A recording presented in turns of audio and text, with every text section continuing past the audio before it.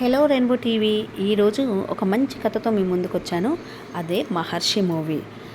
మన వంశీ పైడిపల్లి గారు, దిల్ రాజు అండ్ దేవిశ్రీ ప్రసాద్ మ్యూజిక్లో ఈ ముగ్గురు కాంబినేషన్లో వచ్చిన మహేష్ బాబు 25వ సినిమా సక్సెస్ఫుల్గా ముందుకెళ్ళిందండి. ఎందుకంటే ఇందులో మనల్ని ఆకర్షించే విషయాలు చాలా ఉన్నాయి. మహేష్ బాబు ఇందులో ఈ రోజుల్లో ఎవరైతే అందరు కూడా సాఫ్ట్వేర్ జాబులు, హార్డ్వేర్ జాబులు, వేరే వేరే కంట్రీలలో వెళ్ళి జాబులు చేయాలని కళలతో ముందుకెళ్తున్నారు కదా, ఆ క్యారెక్టర్ని తను తీసుకున్నాడు అనమాట. ఆ క్యారెక్టర్లో ఎలా ఉందంటే, తనకు మిడిల్ క్లాస్లో ప్రకాష్ రాజు, జయసుధ వాళ్ళ తల్లిదండ్రులుగా క్యారెక్టర్స్ పోషించారు. మిడిల్ క్లాస్లో ఉన్నా కూడా తను ఏ విధంగా అమెరికాలో పెద్ద కంపెనీలో సీఈఓగా రీచ్ అవ్వడానికి తన యొక్క ప్రయత్నాన్ని ఏ విధంగా ముందుకు తీసుకెళ్లాడని ఉంది. అంటే ఒక కామన్ మ్యాన్, ఒక మిడిల్ క్లాస్లో ఉండే కామన్ మ్యాన్ కూడా ఏ విధంగా ముందుకెళ్ళొచ్చని ఫస్ట్ ఈ ఎంట్రెన్స్లు రాస్తూ ఐఐటి సీట్ సంపాదించుకొని అక్కడ వరకు వెళ్ళిపోయాడు. మామూలు యూనివర్సిటీలో చదివినా కూడా అక్కడ వరకు వెళ్ళొచ్చని ఒక మెసేజ్ కూడా ఉందండి మనకు అందులో. కాబట్టి మనము దాన్ని స్ఫూర్తిదాయకంగా తీసుకోవాలి ఫస్ట్. అయితే తను ఐఐటీలో జాయిన్ అయిన తర్వాత తనకు ఒక రూమ్మేట్ కలుస్తారనమాట. అల్లరి నరేష్ రవికుమార్ పేరుతోని ఇందులో క్యారెక్టర్ పోషించాడు. ఒక రూమ్మేట్ కలుస్తాడు. ఇద్దరు ఒకే రూమ్లో ఉంటారు. అయితే నరేష్ రవికుమార్ అమాయకత్వము, తను ఏ విధంగా వేరే వాళ్ళని రోల్ మోడల్ చేసుకొని ముందుకెళ్తున్నారని అనుకున్నాడు. కాకపోతే మహేష్ బాబు తన యొక్క ఉద్దేశాన్ని మంచి పద్ధతిలో తీసుకొచ్చి తనని ముందుకు తీసుకెళ్లారు. తర్వాత పూజా హెగ్డే జాయిన్ అవుతుంది, హీరోయిన్. అదే ఐఐటీలో సీట్ సంపాదించుకుంటుంది. ముగ్గురు కలిసి చక్కగా ఫ్రెండ్స్ అయిపోతారని. ఇందులో చాలా చక్కటి సాంగ్ ఉంది ఒకటి, చోటి చోటి బాతే అని చెప్పి. సాంగ్ వినడానికి కూడా చాలా బాగుంటుంది. మీరందరూ కూడా ఒకసారి వినండి ఆ సాంగ్ని. ఇందులో ముగ్గురు ఫ్రెండ్స్ అయిపోతారు. ఋషిది ఒకటే ఉంటుంది టార్గెట్, ఏం లేదు, ఒకటే, తను కెరియర్లో ముందుకెళ్ళాలి, అనుకున్న స్థాయిని రీచ్ అవ్వాలి. ఈ టార్గెట్తోనే తను ఐఐటీలో జాయిన్ అయిపోయి చదువుతుంటాడు. అందరికీ తెలుసు, తనకు ఒక పర్సన్ కలుస్తారనమాట అక్కడ. ఇంకొకటి ఫస్ట్ నుంచి అతనే ముందుండి తన పేరే ఫస్ట్ వస్తుందన్నమాట. తను ఒక బిజినెస్ పర్సన్, పొలిటికల్ అబ్బాయి అనమాట. అయితే మహేష్ తనను దాటి వెళ్ళిపోతున్నాడని తెలిసి తన మీద కొంచెము కక్ష పెంచుకుంటాడనమాట. పెంచుకున్న వాళ్ళ తండ్రితో వార్నింగ్ ఇప్పిస్తాడు మహేష్ బాబుకి.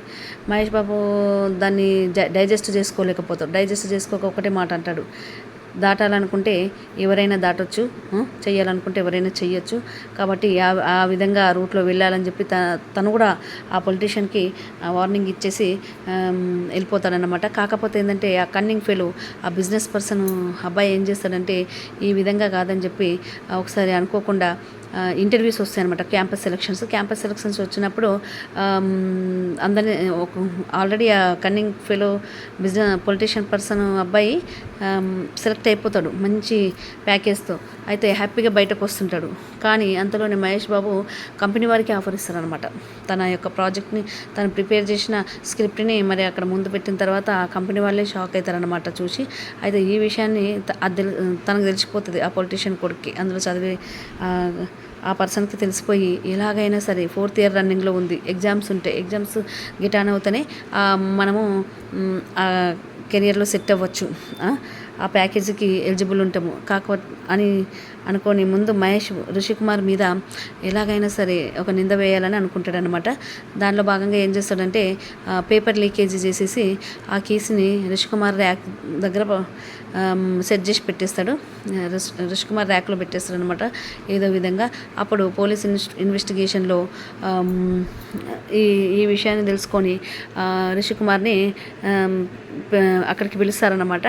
పిలిచి ఈ విధంగా జరిగింది అంటారు. ఋషికుమార్ ఒక మాట కూడా మాట్లాడారు, ఎందుకంటే తను చేయలేడు ఆ మిస్టేక్ చేయకున్నప్పటికీ కూడా తను దోషిగా నిలబెడతారు వాళ్ళు.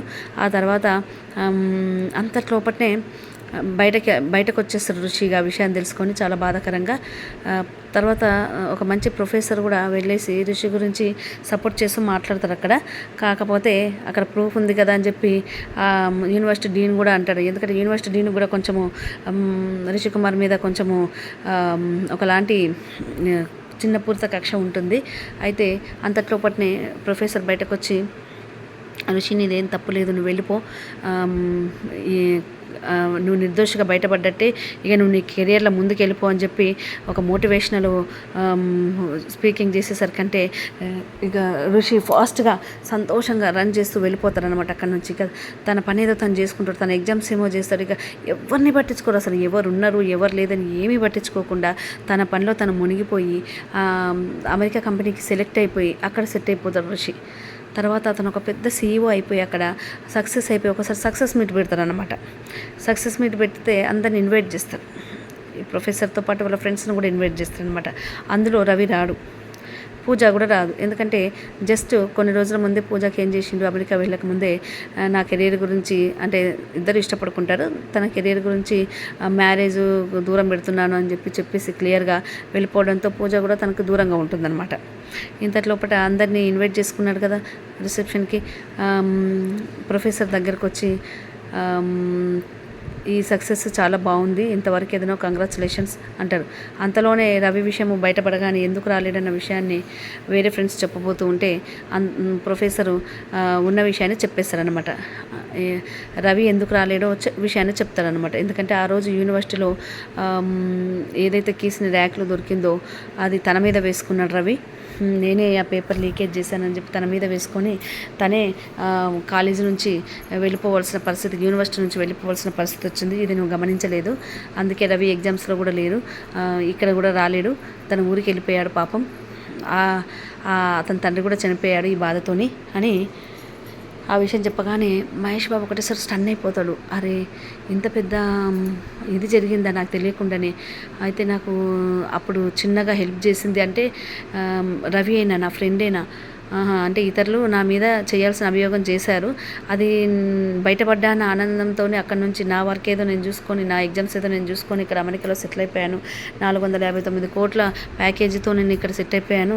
అయితే రవి ఇంత హెల్ప్ చేశారన్న విషయమే నాకు తెలియదని అప్పుడు తనకు ఆ గతమంతా గుర్తుకొస్తుంది అనమాట. తన ఫ్యామిలీ లైఫ్, తర్వాత ఫ్రెండ్స్ అన్నీ గుర్తుకొచ్చేస్తాయి తనకి. గుర్తుకు రాగానే వాళ్ళ మమ్మీకి చెప్పేసి, అమ్మ నేను ఎలాగైనా ఇండియాకి వెళ్తాను, నా ఫ్రెండ్ని కలుస్తానంటే వాళ్ళ మమ్మీ కూడా చాలా హ్యాపీగా అవుతుంది. అబ్బా మా అబ్బాయి ఎన్ని రోజుల దాకా తన కెరియరు ఇవే చూస్తుండే, ఇప్పుడు మానవ సంబంధాల గురించి కూడా, అంటే వాటి మీద కొంచెం దృష్టి పెట్టాడు అని చెప్పి ఆమె కూడా హ్యాపీగా ఫీల్ అవుతుంది. అయితే రవి వాళ్ళ ఊరికి ఇండియాకి మన సీఈఓ హోదాలో వచ్చేసాడు. అప్పుడు ప్రెస్ వాళ్ళకి తెలిసిపోయింది ఇండియాకి వచ్చేసిండు రిషికుమార్, ఏదో పని మీద వచ్చిండు, ఏదో ఊరికి వచ్చిండు, ఆ ఊరిలో తను ఏదో చేయబోతున్నాడు అని తెలిసి ఇంత బడ్జెట్ పెడతారని చెప్పి వాళ్ళు కూడా అనౌన్స్ చేసేసిండ్రు. కాకపోతే ఏంటంటే అవన్నీ రిషికుమార్కి తెలియకుండానే జరిగిపోతాయి అన్నట్టు. ఇంతలో రవి కలుసుకున్న తర్వాత రవి చాలా హ్యాపీ అవుతాడు రిషికుమార్ని చూడంగానే. అప్పుడు రవి యొక్క ప్రాబ్లం ఏందో తెలుసుకుంటాడు. పద అంటాడు, అమెరికా వెళ్ళిపోదాం పద, నేను సెటిల్ చేస్తా అంటే తను ఉన్న విషయం చెప్తానమాట. నేను ఇక్కడ ధర్నా చేస్తున్నది ఎందుకంటే నా ఊరిని కాపాడుకోవడానికి, ఇక్కడ ఉండే పొలాలను కాపాడుకోవడానికి, ఇక్కడ ఉండే రైతులను కాపాడుకోవడానికి. నీకు టాలెంట్ ఉందిరా, నేను ఏదో చేశానని నువ్వు అనుకోకు, నీ టాలెంట్ వల్ల నువ్వు ముందుకెళ్తావు, కానీ ఎవరో వల్ల నీకు డిస్టర్బ్ అయింది, ఆ డిస్టర్బెన్స్ నేను నా మీద తీసుకున్నాను, కానీ నీకు ఎంత టాలెంట్ ఉందో నాకు తెలుసు అని అంటాడు. దానికి మహేష్ చాలా హ్యాపీగా ఫీల్ అవుతాడు, కానీ ఏదో చేయాలని మాత్రం అనుకుంటాడు. అప్పుడు సరే నీది ఇక్కడ విషయం ఏంది అంటే ఏం లేదు, వివేక్ మిట్టల్ అంటే జగపతి బాబు ఈ క్యారెక్టర్ని పోషించింది, తను అన్ని ఊర్లతో పాటు మా ఊరిని కూడా వాళ్ళ యొక్క ఏదో ఒక ఎస్టాబ్లిష్మెంట్కి అన్ని ఊర్లను వాళ్ళు తీసేసుకుంటున్నారు, పొలాలను తీసేసుకుంటున్నారు, మేమందరూ ఊరు విడిచి వెళ్ళిపోవాలంట, ఇక్కడనే అందరి అస్తిత్వాలు ఉన్నాయి మావి, అందుకే మాకు పుట్టిన ఊరు, మాకు వెళ్ళాలని లేదు, ఇక్కడ అందరూ కూడా చాలా బాధపడుతున్నారు, కానీ పరిస్థితులకు తలొగ్గే పరిస్థితిని వాళ్ళు తీసుకొచ్చారు, పొలాలను చాలా తక్కువ రేటుకి తీసేసుకొని మాకు అన్నం పెట్టిన భూమాత నుంచి మమ్మల్ని దూరం చేయాలనుకుంటారు, మేము ఎక్కడో వెళ్ళి ఏదో సిటీలో ఎలా బతకాలి, మాకు నచ్చని జీవితం అది, మాకు నచ్చే జీవితం ఇదే, ఈ జీవితాన్ని దూరం చేస్తున్నాడు అతను అని చెప్పి తెలుసుకున్న తర్వాత మహేష్ బాబు అక్కడనే సెటిల్ అయిపోతారు కొన్ని రోజులు, ఈ మ్యాటర్ని ఎలాగైనా సెటిల్ చేసిపోదామని. అప్పుడే అందులో టైం వేస్ట్ చేయకుండా తన కంపెనీకి కావాల్సిన ప్రాజెక్టును కూడా ముందుకు తీసుకెళ్తాడనమాట. రిషికుమార్ దీన్నంతా దృష్టిలో పెట్టుకొని తర్వాత తన యొక్క కంపెనీకి సంబంధించిన ప్రాజెక్టును కూడా అక్కడికే రప్పించుకొని, అక్కడ ఎంతమంది రిక్వెస్ట్ చేసినా కూడా ఈ మానవ సంబంధాల కంటే ఈ సంబంధాలకు విలువిచ్చేసి తను ఇండియాకి తిరిగి వచ్చి ఆ ప్రాజెక్ట్ వర్క్ను కూడా అక్కడనే హ్యాండిల్ చేద్దాం అనుకుంటాడు. ఇందులో భాగంగా ఒక కంపెనీ వాళ్ళు ఎలాగైనా రిషి కుమార్ ఉన్నాడు కాబట్టి మనం కూడా ఒక ప్రాజెక్ట్ చెప్పాలి తనకి చూపించాలనే ఉద్దేశంతో పూజా హెగ్డే అని తర్వాత వాళ్ళ ఫ్రెండ్ని పంపిస్తారనమాట. వాళ్ళు ప్రిపేర్ చేసిన స్టోరీని, యానిమేషన్ స్టోరీని అక్కడ రిషికి వివరిస్తారు. పూజా హెగ్డే షాక్ అవుతుంది రిషిని చూసి. తనను అప్పుడు దూరం పెట్టాడని చెప్పి తను మాట్లాడడానికి ఇష్టపడదు. అయితే మహేష్ తనను అర్థం చేసుకుంటాడు. ఎలాగో తను అనుకున్న సాధించాడు.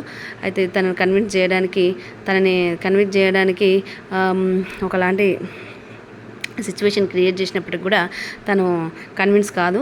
అయితే వాళ్ళు ఆ ప్రాజెక్ట్లో భాగంగానే మునిగిపోతారనమాట. ఆ ప్రాజెక్ట్ ముందు దీన్ని ఇంకా మంచి చక్కగా ప్లాన్ చేయండి అని చెప్పి చెప్తాడు ఋషి.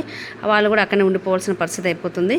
ఇంతలో నరేష్ ఇష్టపడ్డ అమ్మాయిని కూడా వాళ్ళ మామయ్య తనకిచ్చి మ్యారేజ్ చేయాలనుకోడు. ఎందుకంటే తన కాలేజీ నుంచి యూనివర్సిటీ నుంచి డిస్మిస్ అయిన తర్వాత లైఫ్ అంతా వేస్ట్ చేసేసాడు. ఐఐటీలో సీట్ వచ్చిందని కూడా వేస్ట్ చేశాడని చెప్పి దూరం పెట్టేశారనమాట.